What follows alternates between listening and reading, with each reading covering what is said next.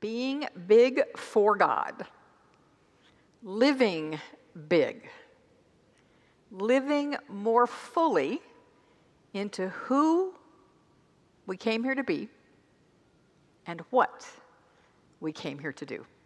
That was our theme last week, and guess what? It is our theme for tonight as well. And we began our exploration last week with a quote that I would like to share with you again, because it kind of sets the foundation for the importance, the meaning behind this idea of living big.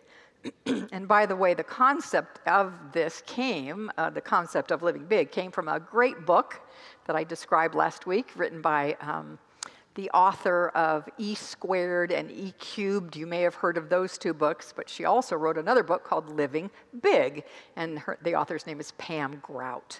But I'm not going to quote Pam right now. I'll quote her in a little bit. But this is actually from the founder of religious science, Dr. Ernest Holmes, who said, "God is more completely expressed through those who live largely, also known as living big, than those who live meagerly." So let me say that again. God is more completely expressed through those who live largely than those who live meagerly. So living big is about living God, living as the divine expression of God that we are. So who was here last week? Oh, yay, I love it when you come back. That's fantastic. So I'm not going to ask you to answer these questions. I'll just tell you. And I know some of you watched online because you told me that. So even though you weren't here, you watched online. So great, good for you. So last week we looked at three ways to live big. I'm not going to test you on it. I'll tell you, especially for those who weren't here last week. The first one is thinking big. And thinking big was about having big, bold ideas, new ideas about who you are. And I even invited you into having a new, big, bold idea about who you are. The second thing we looked at was imagining big, meaning recognizing and expressing our innate creativity, knowing that we are all creative, even when we don't think we are. Even when we've told ourselves all our lives, I'm not creative, if you recall my story. We are all absolutely creative in various unique and amazing ways. And then the third one that we looked at last week was playing big, which was about making choices to experience happiness and joy. And we actually did a little meditation toward the end where I asked you to have a new thought about each one of those things. A new thought about living more boldly. A new thought about awakening your creativity, whatever it looks like.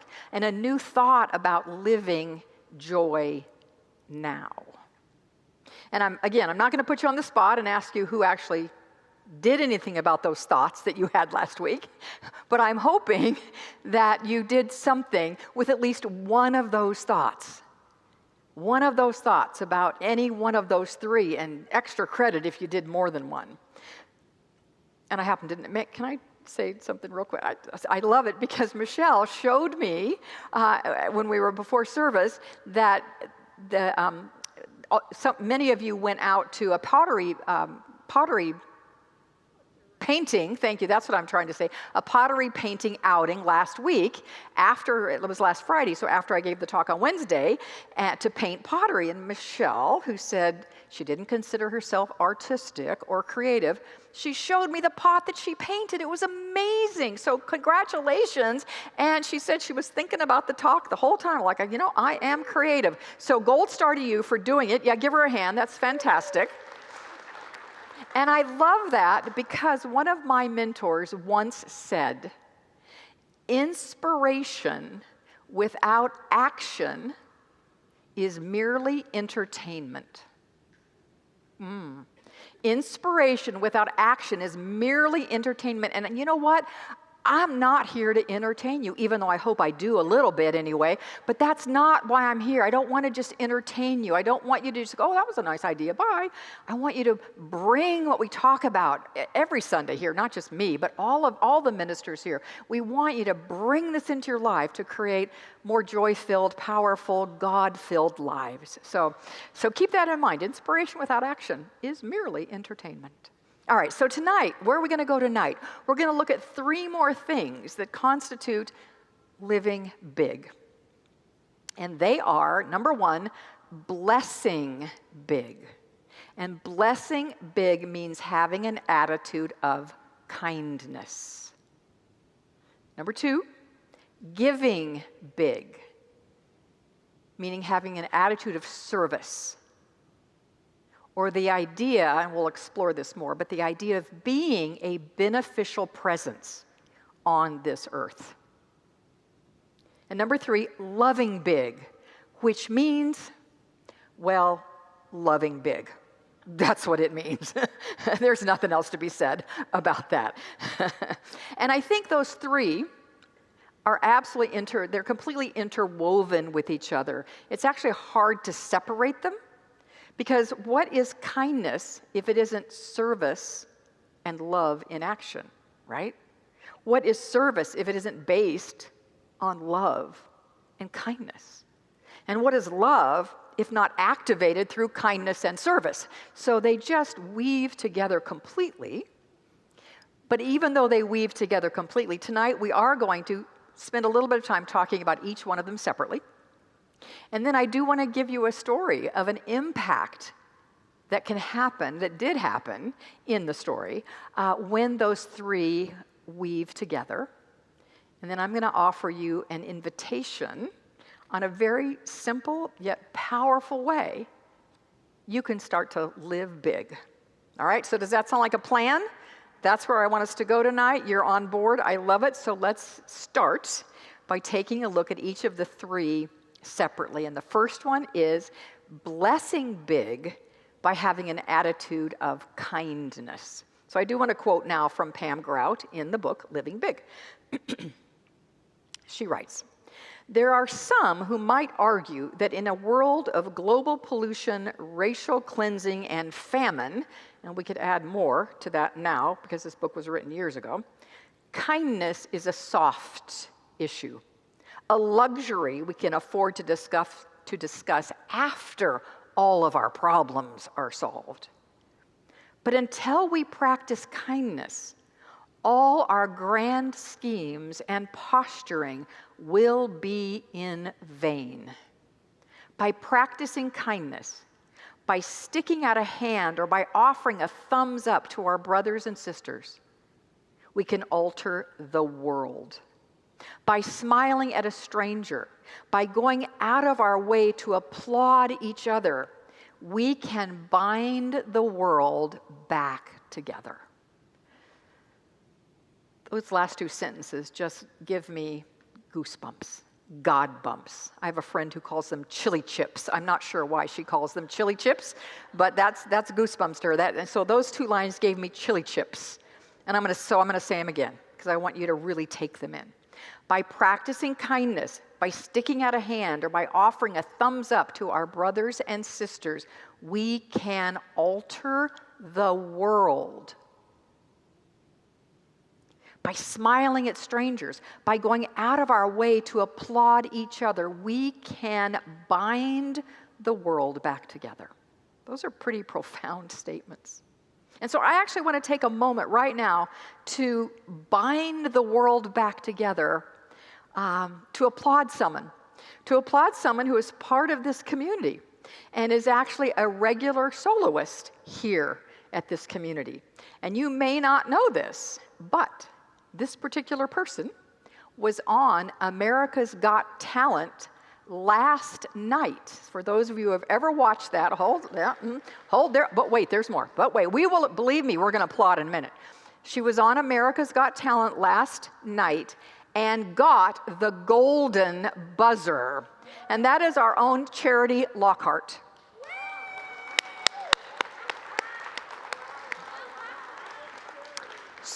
So now we're going to applaud it in a different way. I want us to applaud with so much vigor and excitement and enthusiasm and energy that no matter where she is, I don't know if she's still in LA, I don't know if she's back here, I don't know where she is, but that she will feel something coming from this sanctuary and know that we're with her. So ready? Let's applaud her.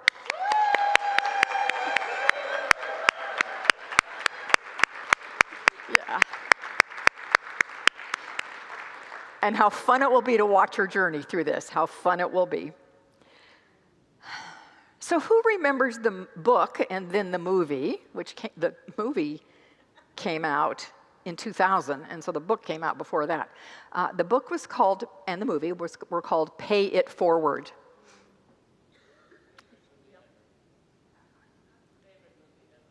Favorite movie ever. I love it. I love it. One of my favorite books, and I love the idea. And so those of you who don't know it, it's about a little boy who's in a class, and his teacher gives them as an assignment to come up with a project that will change the world. Just a small, little small something that'll change the world. And he decided that he was going to could change the world by doing 3 acts of kindness to someone, or to 3 different people, and then assigned those 3 people to do 3 acts of kindness, who then assigned their 3 people to do 3 acts of kindness, and it would ripple out into the world. That is one of the most inspiring ideas ever. I was so excited when I saw the movie. Now, I was a new minister at the time. I had been a minister for about 3 years. I was so excited when that movie came out that I'm like, oh, we've got to have a movie night. We've got to have a movie night. We've got to show that movie. And so we advertised it, and people from all over came, and little children came, and their parents came, and teenagers came, and adults came, and older people came. My age now, but then they were older, right? and we had that. Our fellowship hall was full. I forgot 2 very, very important things about that movie between when it came out on video, which was, then it took 6 months or something for a movie to come out in video after it was in the theater. Here are the 2 important things I forgot. First of all, the mother in that show, Helen Hunt was the actress, could make a sailor blush with her language. Every other word was profanity. So every time she said something, which was every time she opened her mouth, I know, I shrank a little more in my seat, because there's kids, there's children. And I had some parents kind of look at me like, what are you doing? Why are you having a movie and bringing my kids to this? So that was the first thing I forgot.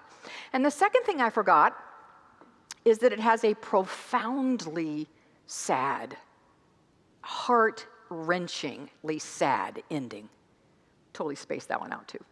So it was not my finest ministerial hour to bring that movie to my community, and I do hope the parents forgave me, and their hearts, quit being broken because of the way it ended. Nonetheless, the concept, right, of paying it forward, even if it's not, I do 3 and then they do 3 and they do 3, even if we're not going that far, but just the concept of doing acts of kindness.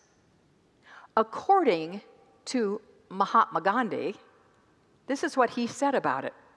The simplest acts of kindness are by far more powerful than 1,000 heads bowed in prayer. Wow. Now, I have to confess, I'm not 100% in agreement with that statement.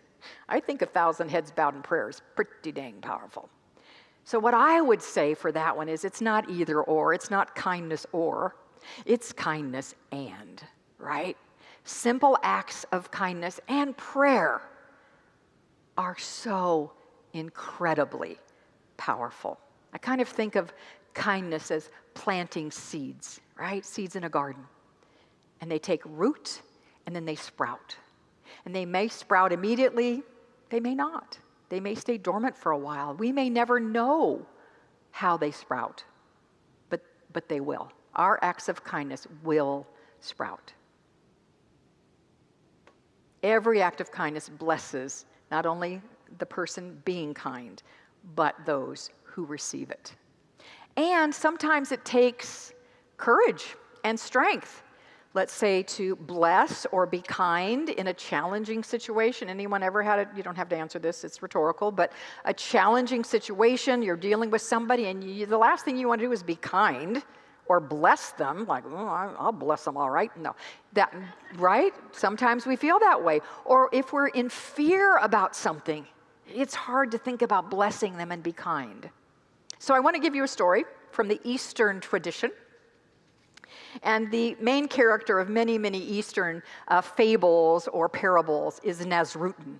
So Nasrudin had a grocery store that had been in his family for 100 years. And immediately across the street, a chain grocery store got built. Nasrudin was in dire stress. His business, he was going to go out of business. So he went to his guru for wisdom, for counsel, for support, for help, for ideas. And the master said to him, if you fear the owner of this chain store, you will hate him, and hatred will be your undoing. And so Nasrudin said, well, what am I supposed to do? And the master said, each morning, step out of your shop, turn and face your store, bless it, and pray for its prosperity. And Nasrudin's like, yeah, I like that. That's good, that's good. And then the master said, and then turn around, face the chain store, bless it, pray for its prosperity, and every time you see an employee or one of their customers, be kind to them. Now, Nasrudin did not like this at all. He says, you're telling me I should be grateful for a store that's trying to destroy me? Master said, yes. You're telling me that I should bless my competitor and accept abundance for a store that's going to put me out of business? Yes. And on top of that, you're telling me to be kind to the very people who are running that store and those who are not coming to my business now, but going over there. I'm supposed to be nice to them and kind to them? Yes. So Nasrudin left, not happy at all with the wisdom that his guru gave him. I'm sure that when people came to see me for a spiritual counseling session, they left thinking, oh no, she didn't say what I wanted her to say. I'm sure that happened more than once. It happens, doesn't it? So he left going, I didn't like that, I didn't like that, I didn't like that. 6 months pass. He finally comes back to his guru, to his master. And the master is very eager to hear, so what happened? And Nasrudin said, well, I did indeed have to close my store. But it's not so bad, because I'm now the manager of that chain store, and I'm happier and more prosperous than I'd ever been in my whole life. So it all worked out. You can chuckle a tiny bit about that. So the world and your world can be transformed by blessing big through kindness. Idea number 2, giving big, having an attitude of service. So let's begin this conversation with a quote from the Dalai Lama, who said, we are visitors on this planet. During this period, we must try to do something good, something useful with our lives. In the Bhagavad Gita, which is the ancient Hindu scripture, Bhagavad Gita is actually, if not the first, one of the first sacred texts ever. It talks about 3 different kinds of life. One kind, the first kind, is a life of inertia and dullness. This is what the Gita says. It's inertia and dullness with no goals, no achievements. To me, that does not sound like living big. The second way of living is full of action and busyness and desire.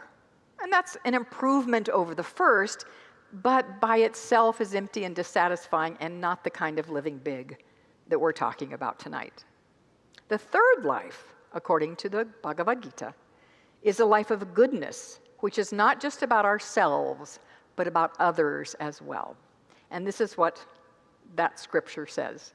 Through selfless service, you will always be fruitful and find the fulfillment of your desires. This is the promise of the Creator.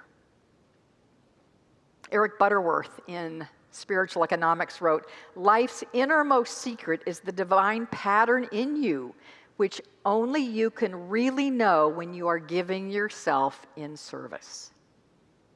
Seeking to serve others, not from a should, not from a guilt, either internal or external, not from that perspective, but from the perspective of knowing that you're expressing your divinity when you share in service to others.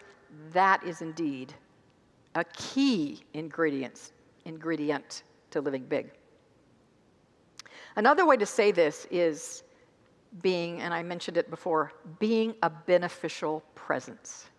And I hadn't really heard that term very much until I was honored beyond words and privileged to go to Ahmedabad, India, a year ago, January, to attend a leadership retreat based on Gandhian leadership principles. And there were 40 leaders from around the world who were invited to attend this retreat, and I was blessed to be one of them. But I have to tell you, I was awestruck and humbled by the leaders that were there.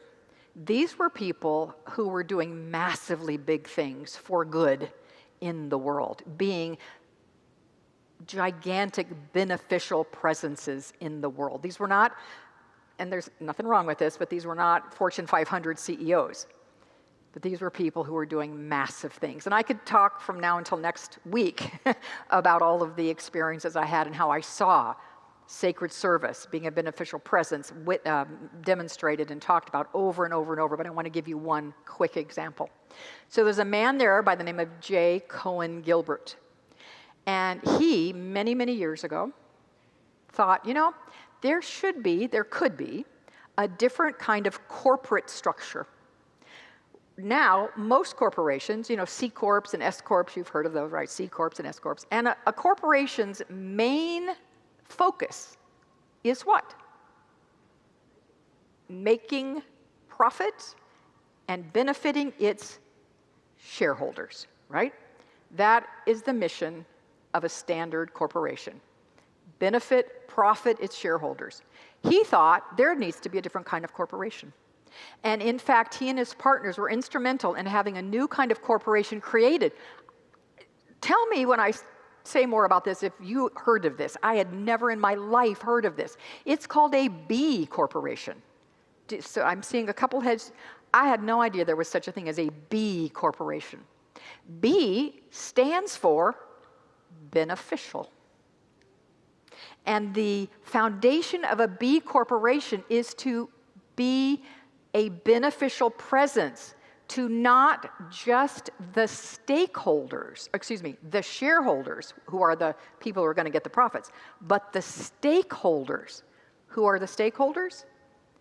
Clients, customers, employees, vendors, competitors, the environment, anything and anyone that is touched by a B Corp. Their mission is to be a benefit to all of it above profit. So this man that was at this retreat was telling about that. And then he's telling us about something he and his partners created for companies who already had that designation to be certified as a B Corporation. To be certified, and the certification is rigorous, and I just want to tell you what their vision statement is for their certified companies. We envision a global, it's actually called their Declaration of Interdependence. We envision a global economy that uses business as a force for good. This economy is comprised of a new type of corporation, the B Corporation, which is purpose-driven and creates benefit for all stakeholders, not just shareholders. I had no idea that this existed. And then he showed us the logo for organizations that are certified B Corp.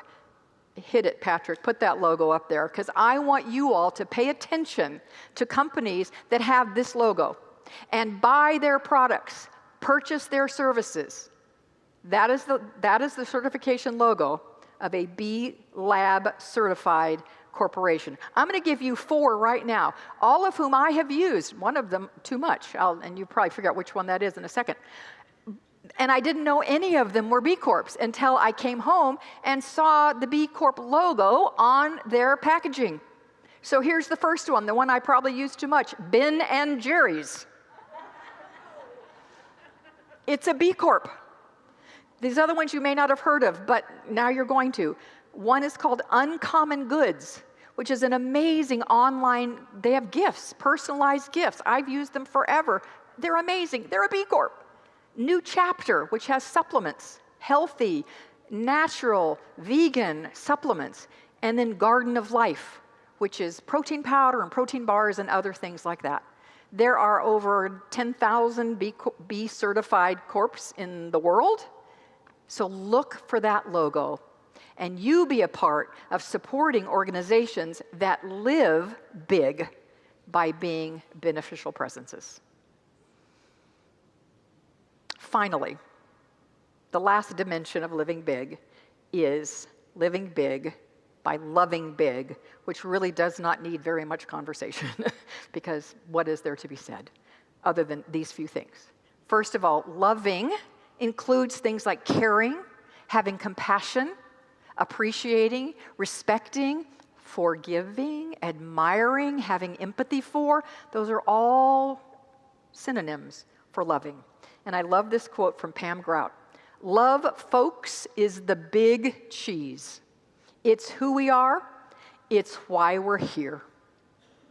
And then Jack and Cornelia Addington, in their book, Your Needs Met, wrote, love walks in and opens the door where all else fails.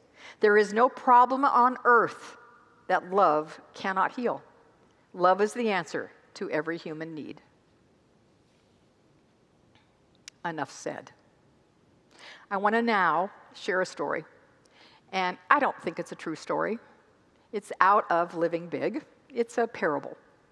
But it has so much truth and applicability in it.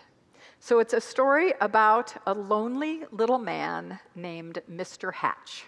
And just watch how our three ideas weave into this story.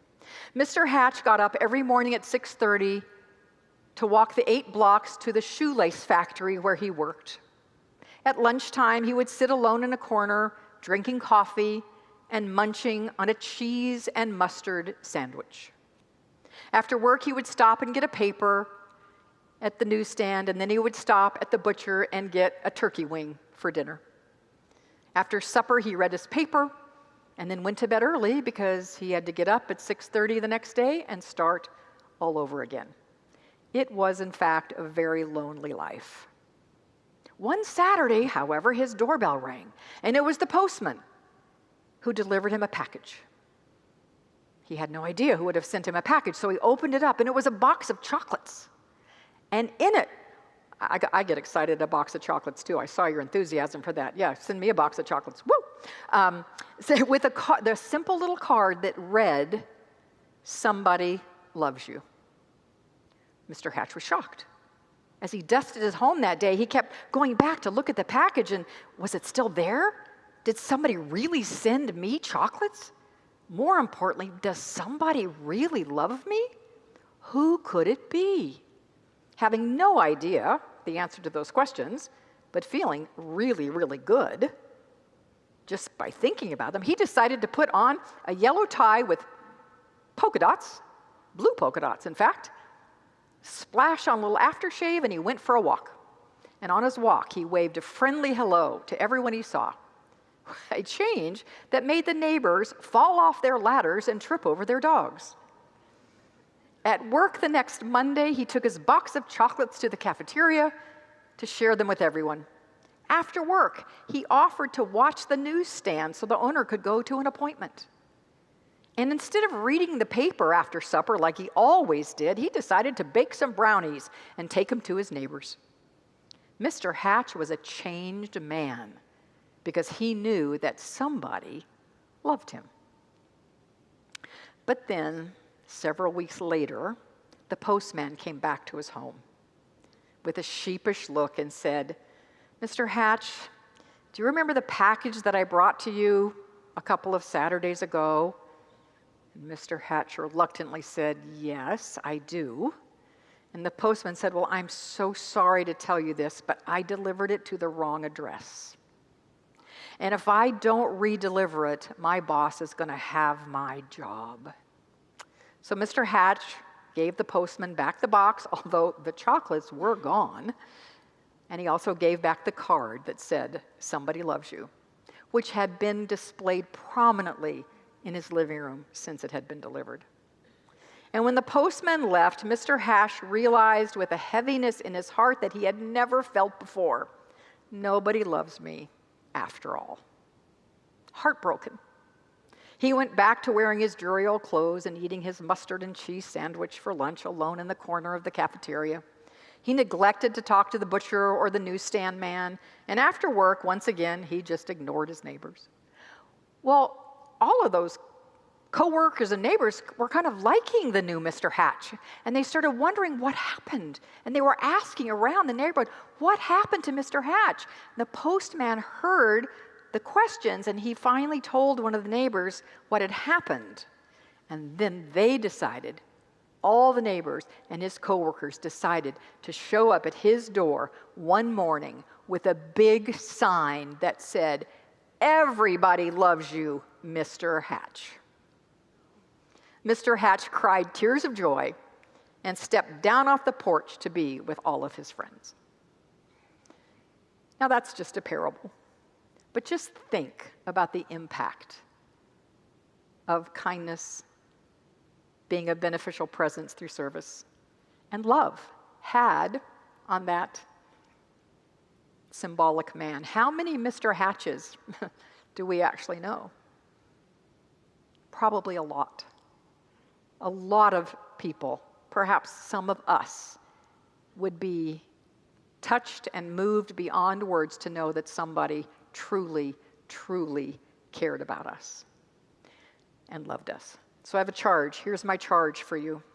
Here's my invitation. And I'm going to suggest that you do this within the next 24 hours, because if you don't, you'll forget it and you won't do it. Is that not true? This is what I'm inviting you to do. I'm inviting you to get a note card and write a love note to someone and tell them that you love them. Now, it can be somebody that you know. That's fine. Sign your name. Maybe it's somebody you don't know. Maybe it's a neighbor 3 blocks down. You never met him, but you're going to leave a note. Somebody loves you, or something to that effect in their mailbox. Maybe you go to your doctor's office and you leave such a note on one of the staffs. You go to the staff parking lot and leave a note of appreciation and love to one of those workers. That will make their day. And it will make yours as well, because nothing feels sweeter than being kind, than being a beneficial presence, and being loving. So, living big. This is where we've been the last 2 weeks. We've thought big by having big, bold thoughts about ourselves. We've imagined big by expressing and digging into our innate creativity.